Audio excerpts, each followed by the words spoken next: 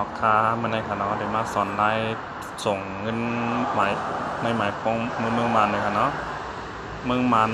เบียดหมายป้องหันเขาเลยในค่ะเนาะเมืองไทยเราเป็นที่แข่งนะคะเนาะก็ตำหนักไทยในค่ะเนาะตั้งหน้าเป็นเศษ2เศษแล้วก็หลอกจัน959นะคะเนาะ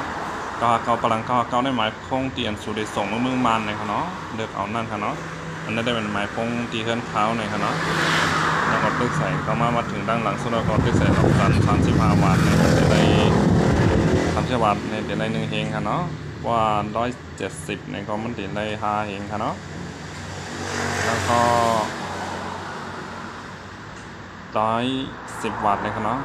110 วัตต์เนี่ยมันเดี๋ยวได้3เฮงเลยค่ะเนาะแล้วก็หลอกจัน9 ดิมเลยค่ะเนาะโทรออกเลยค่ะโทรออกค่ะติ๊กโทรออกค่ะเนาะ